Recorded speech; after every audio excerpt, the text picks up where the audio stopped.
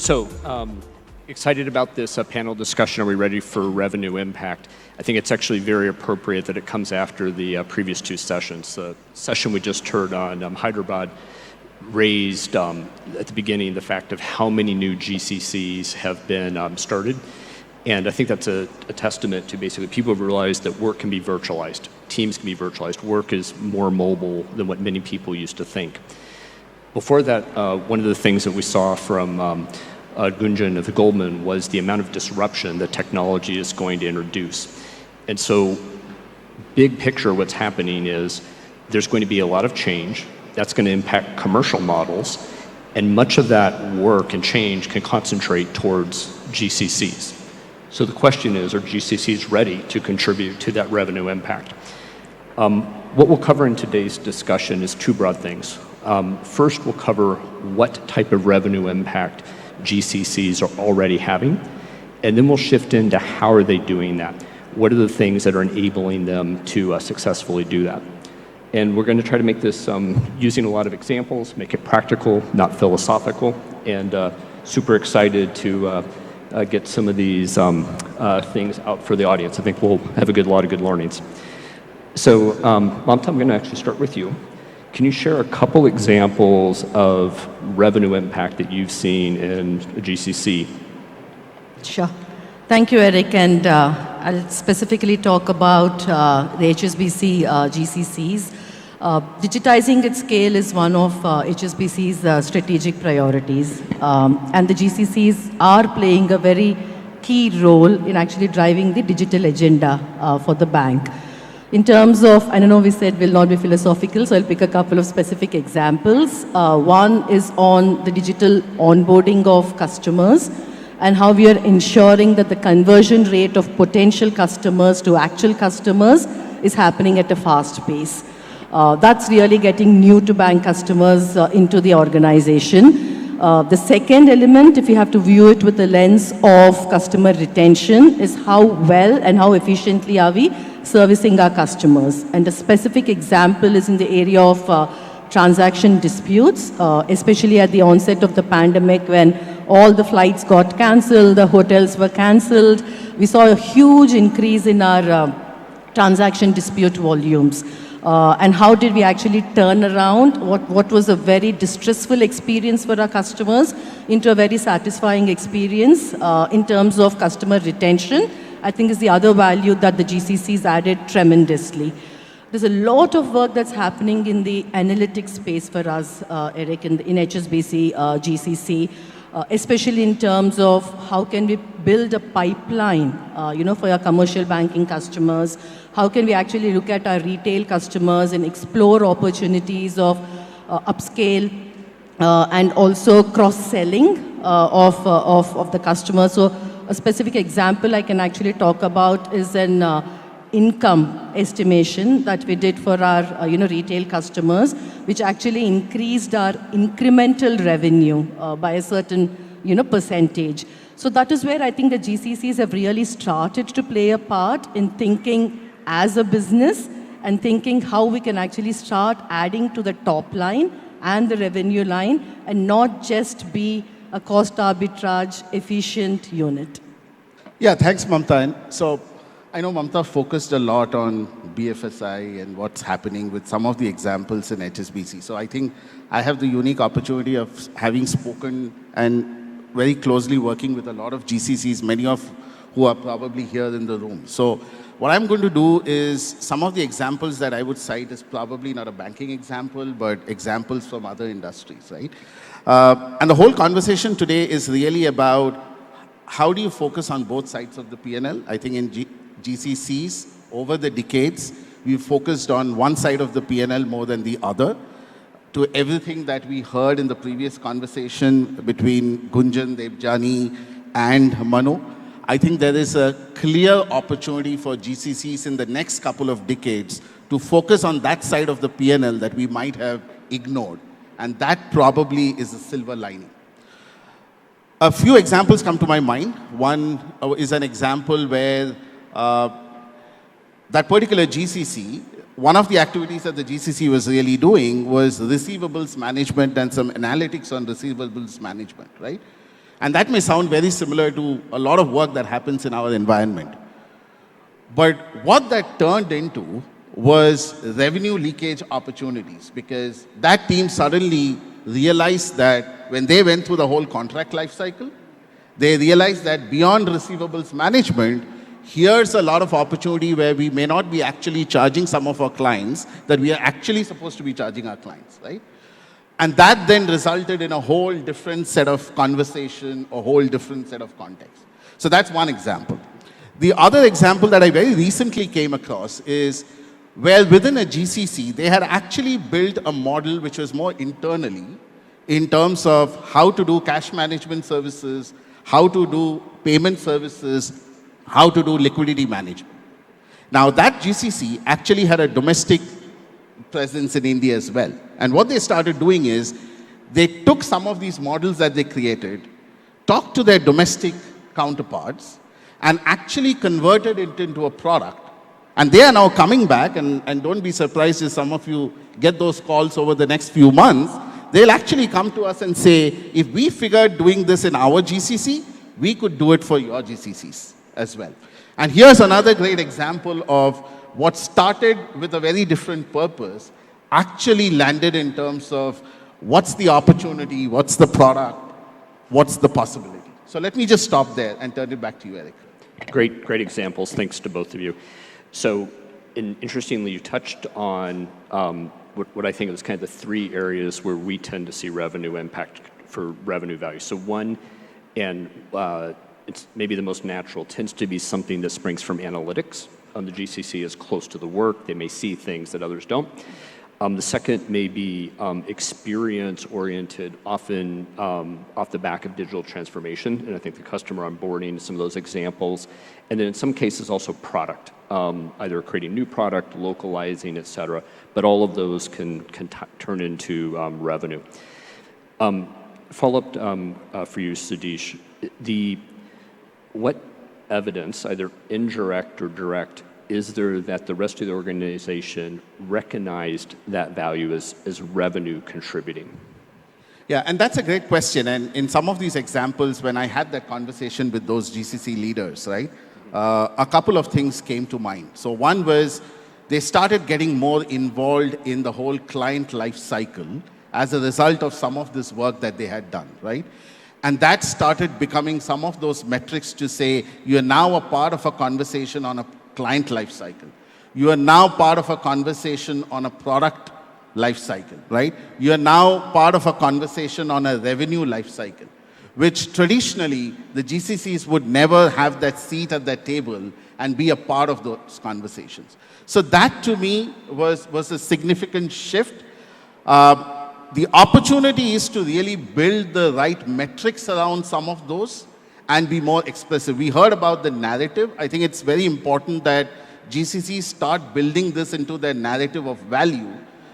Our historic narrative of value has been, again, as I said in the beginning, on one side of the P&L. I think we have a great opportunity now to build that narrative on the other side of the P&L that we might not have really focused on. Mamta, what evidence have you seen in HSBC that kind of the revenue impact was recognized? And I think I'll just elaborate a bit more, Eric, on the income estimation, analytics work that we did. So this is about customers who are with us for 5-10 years, and then we have outdated income statements of those customers. But what the analytics team did, it actually started analyzing the spend and saving trends of these customers. So as an example, if the customer was spending 1,000 rupees, let's say, on discretionary spending, and 5,000 rupees is saving, and the income statement that we have of that particular customer was 10,000 rupees a month, this just doesn't add up. So there is an income estimation that we did saying, yes, this is the potential income of the customer today, and based on the spending patterns and based on the saving patterns, what could be the personalized services that can be provided to this customer. So what kind of products can we cross-sell to the customer? What kind of digital engagement can we have with the customer? So the key metric that we measured here really was the incremental revenue. And this is an idea that got generated from the GCC. And it is not something that the business told us to do. And today what happens is the entire incremental revenue across the markets that we service is consolidated at the GCC, and the reporting is done on how much of value or how much of revenue increment the GCCs contribute to. Okay, excellent. Thank you. So we're now going to shift into kind of how do the GCCs do this. It doesn't, in some ways, you may fall into it a bit, but some of it's also very intentional. From a skill and competency standpoint, did things need to change? Was it natural? Was it something pre-planned, or did whether there had to be a lot of adjustments? I think definitely I'll probably put that under two components. One is the technical skills, and one is the entire element around the mindset.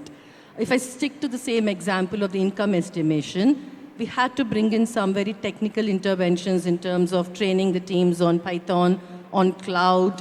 So we use Degreed as a platform. So the interventions from Degreed to be able to train our people, tying up with Google, for cloud, awareness, and also tying up with academia to bring in certain courses to just help upskill our people on the technical knowledge.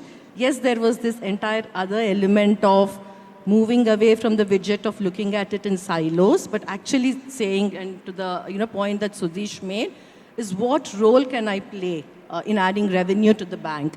What role can I play in servicing the customer? And it was the whole mindset change. And this was all also about experimentation, creating that environment where we are telling our people, it's okay to experiment, right? It's okay to fail fast, but try the experimentation and see if it is working or not working. I think creating that environment where people feel confident and comfortable to experiment was also key. So the two elements that I spoke about, Eric, one definitely is the technical intervention, but I think the much broader element is just creating that environment where people start thinking like they own the enterprise. I think in my learning and some of the conversations, right, three things came out. In terms of the mindset, there was deliberate seeding of folks within the teams who had a commercial mindset, who actually came with a product mindset, and who came with a change mindset, right? The second thing that I picked up from, and I spoke about 2 or 3 examples, but I have zillions of other examples that I've learned about, right? The second common thing that I picked up from there was that a lot of it had to do with the way people were seeded into the organization. So typically in GCCs, we overweigh the requirement for technical skills, right? We overweigh the requirement for functional knowledge. And in these examples, what I learned was that they actually got in people who had business exposure. They actually got in people who had worked in client lifecycle environments. They actually got in people who had worked in product lifecycle examples. So when that team really came in, the team had a diversity of skills. They had people who had deep technical skills, but they also had people who had business skills, who had product skills, who had client lifecycle skills, right? And all of this came together. The other thing in GCCs also is we hire a lot of people who are great at doing what they are told, right? We excel, right? Sometimes it comes to a point where if we don't have a standard operating procedure, we may not go ahead and do something, right? But the other learning that I had from some of these examples were that some of these organizations actually hired people who could operate in the gray. They actually hired people who would not be satisfied by the specs of the role that they were given. They would look at the upstream, they would look at the downstream, they would challenge, they were not shy, they were willing to pick up a conversation, be it with the domestic business, be it with the international business, and really change status quo. And I think that, in my mind, is what changed the narrative for some of the GCCs. And as I said, many of them are here, right here, sitting in this room. Just to add to what Sudhish said, Eric, I think one of the important things as well is planting our SMEs in the business. Right? We have to be part of, because sometimes it's also lack of awareness from the business perspective on the capability of the GSCs. So how do you then plant your SMEs within the business and then make them part of the entire product life cycle of the customer? So I'm going to follow up on the kind of the skill component of this. So my interpretation of how both of you described that was that either by accident or some intentional strategies, the skill portfolio was enriched. That allowed them to identify some of these revenue opportunities and then contribute that. Is that correct, or were there also situations where they started to discover the revenue opportunity and then had to figure out, okay, how do we go build the competencies in order to see this all the way through and to really take advantage of this? I would actually say, at least the examples that I came across, it was more of the farmer, right? But I think the reason we are having this conversation today is to actually change and shift that narrative, right? Where if we can go back from here, from this conversation, is really to go back and start citing what are those opportunities within our parent organizations that we are not having those conversations just because somebody has not identified that as a scope of work for the GCC, right? And make it more of a pull strategy than the traditional push strategy that we are all used to in GCCs. I would say, Eric, I think 5-6 years back, definitely would be a problem statement identified by the business, and can we find a solution to it? I think the narrative is slightly changing now. And like Sudhish said, and we had Debjani speaking about it as well, I think definitely need to accelerate on that. We have started to identifying opportunities and problem statements rather than waiting for the business to tell us. But it requires a lot of change in the mindset in terms of thinking more commercially, in terms of thinking more as a business. So following up on the mindset point, and in some ways it also ties to culture and how people perceive themselves, their relationship to different entities. Whose mindsets needed to change?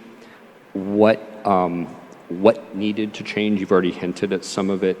And then how did those changes come about? Was it through experiences? Was it through coaching or training, role modeling? Kind of what allowed those mindsets and cultures to change? I would say the biggest mind block is with all of us sitting in this room, right? Because I truly believe that sometimes we are very used to the traditional construct of a GCC, right? And the previous panel talked about it, saying that we need to reinvent ourselves, right? So in my mind, and from some of those conversations, I think the biggest block is within people, within the leadership, within the GCCs, to be able to transcend beyond the fact that the GCCs, and we talked about it, that GCCs have a unique identity, right? I think if GCCs really want to be an integrated part of the business, of the parent, I think GCC should start thinking about being the 10th floor of their headquarters, right? Or the whatever is that right floor, right? But that's the identity that GCC should start building versus thinking of GCCs being a very separate center. Now, there could be capabilities that some of these locations deliver, right, in a global model. But I think that mindset needs to be owned by the GCC leaders to say, how do we become the 10th floor of our headquarters, irrespective of whether we are in India, whether we are in Philippines, whether we are in Poland, wherever we are. And I think that triggers the change. I think I'll probably summarize it as saying it's a culture reboot that is needed, right? A culture of being more commercial, a culture of thinking like the business, and from both perspectives, not just the GCC, but also from the business line. And I think this, for us, has started to come through with proven credibility, Eric. And some of the examples that I alluded to, it just demonstrates that there is this value creation that the GCCs are actually creating for the organization. I think the key shift in the mindset is moving away from being a traditional service provider to actually being a value creator. So I think we may be receiving some questions digitally that we can try to come answer. But anyway, I was told somebody may have those and be able to give them to us. So while we're doing that, I'm going to go to another question. So we're talking about revenue, and I think almost all of us hear that as financial revenue. Mamta, I have a question for you. You had mentioned that the HSB GSC is helping on sustainability. And in some ways, I'll call that social revenue, not contributing to the P&L, but contributing broader goods. Can you talk a little bit about how the GSC is participating in that and kind of how that form of value creation is being supported? Oh, definitely. So I think GSC is put together.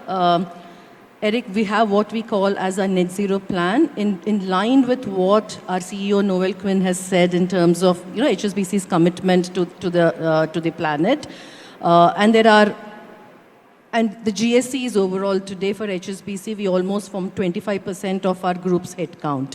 So we have an extremely significant role to play in this agenda. And we've organized ourselves under 4 kind of work streams. One, of course, is our entire supply chain that we are looking at. The other is actually our infrastructure and how sustainable is our energy, waste management, water management, etc. I think the key role that as GCCs we have to play is around responsible consumption. Right? How much of paper do we actually use in the GCCs? And the last 2 years have been great example, right? Pre-pandemic, I would have had reams of paper being printed in office. During the pandemic, everybody was working from home with not a single paper being printed, right? So we can quickly move to an absolutely paperless, operations post kind of the pandemic. And how do we now accelerate customers also moving on to digital? Right, the digital engagement metrics kind of come into play. So as GCCs, I think collectively as well, I think we have a significant role that we can play in the entire ESG agenda. And we saw, I think, one of these 6 disruptors of economic growth is actually ESG. And I think we have a big accountability and responsibility to play a role in this. Yeah, if I could just add, I think that's a very important question that you asked, because normally when we think about revenue, we just think about financial revenue, right? And I think to Mamta's point, if we can think of this in the context of financial revenue, social revenue, and digital revenue, right?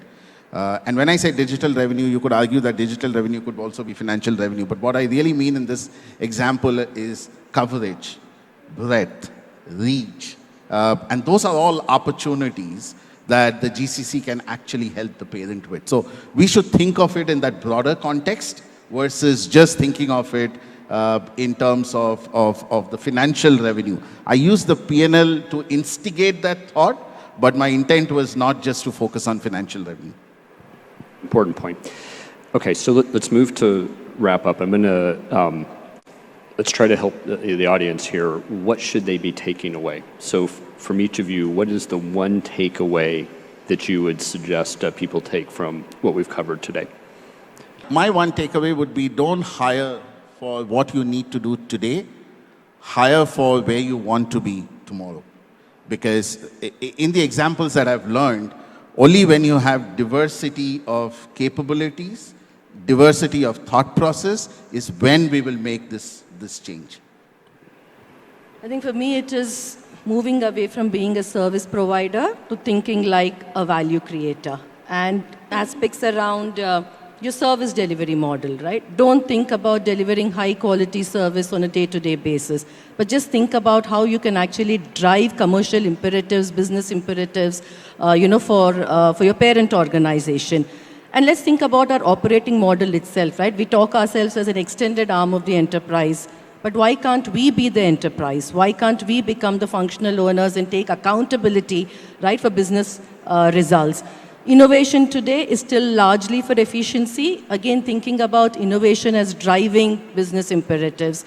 And the last, I think I would say, Eric, is really the capability. And Debjani spoke about it a lot around the leadership, capability. And I think that is really the core component of what we need to look at if we want to really reimagine the GCCs.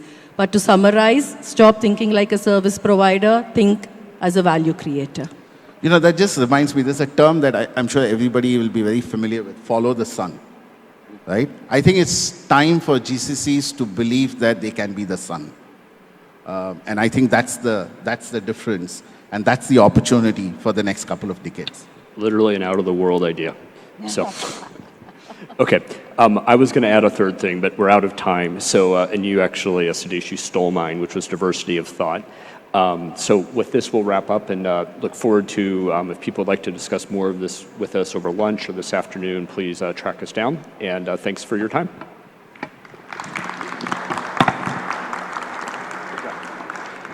Actually, that was a pretty interesting session. If you remember, after the Gunjan and Manu session, we were talking about leadership mindset. And I think what came out over here was also about mindset. It was about ambition.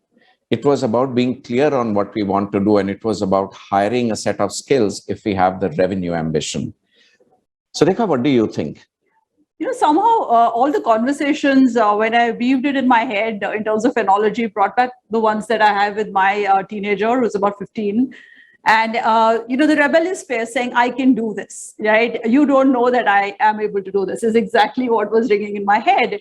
And when we speak, I said, okay, you want a seat at the table, take the accountability of what you're doing. And I think we are at that perfect teenage for the GCCs to say, what's the ambition? Where do we want to go in the future? And what sense of purpose we want to fulfill for ourselves as we make our next journey towards our own maturity, towards our own accountability. And I think the next session that we have weaves in all of the stuff that we've been speaking since morning, a wonderful culmination of the melting pot of technology, our focus on customers, and we just got a good discussion on how we can make a revenue impact. Yeah. So, it's fantastic to welcome our next panel, and I'm personally excited because Shastri is from TIA, the organization that I work for.